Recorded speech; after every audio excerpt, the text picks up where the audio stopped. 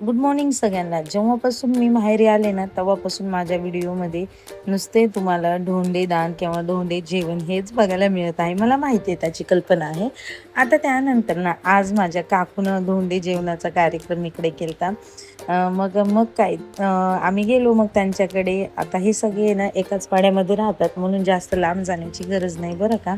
मला काकूंना म्हणजे ह्या काकू आहेत आणि माझ्या भाऊजाईला असं सगळ्यांना ना ताटभर असं छानपैकी जेवायला केलं होतं. आता इकडे खूप प्रथा आहे बायलेकीची म्हणतात ना, ओंटी भरणे किंवा बायलेकीला जेवायला करणे हे खूप पुण्याचं काम मानलं जातं. म्हणून ना काकू शेवटीला ना माझ्या पायाही पडते.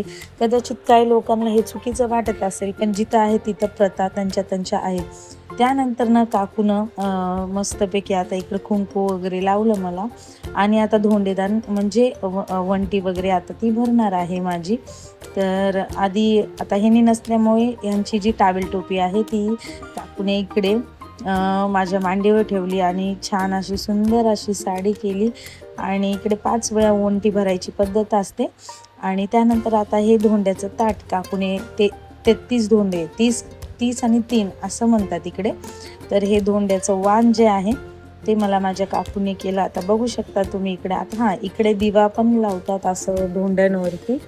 तर माझ्या प्रत्येक व्हिडिओमध्ये तुम्हाला दिसलंच असेल, आईच्याही व्हिडिओमध्ये दिसलं असेल आणि काकूच्याही व्हिडिओमध्ये आता तुम्हाला ते पाहायला मिळते. त्यानंतर ना माझ्या भावाची बायको अजून लग्न झालेलं नाही, ती पण आलती. तर मग काकूनं तिला काही धोंडे दिले नाही, पण आहेर करायला मात्र तिला घेतला. आता ह्या आमच्या घरातल्या सगळ्यात छोट्या सूनबाई म्हणजे माझ्या छोट्या भावाची बायको, होणारी बायको आहे. मग काकूने तिलाही आहेर केलं आणि असं म्हणतात की लग्नाच्या आधी होणाऱ्या जावायला किंवा होणाऱ्या सुनेला धोंडेदान करत नसतात. त्याच्यामुळे फक्त काकूने ना इकडे तिला आहेर चढवलेला आहे.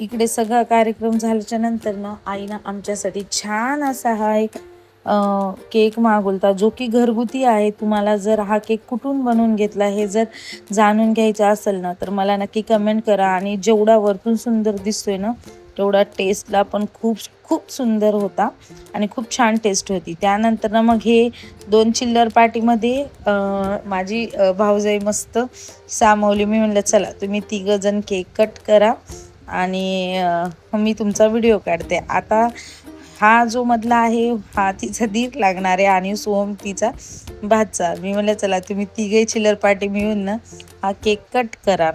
तर इकडे वाढदिवस असल्यासारखं आमचं इकडं चालू होतं केक कट करणं. तर आजच्या व्हिडिओमध्ये एवढंच. आजचा जर व्हिडिओ तुम्हाला आवडला असेल तर नक्की चॅनलला सबस्क्राईब, लाईक आणि शेअर करायला विसरू नका. चला बाय.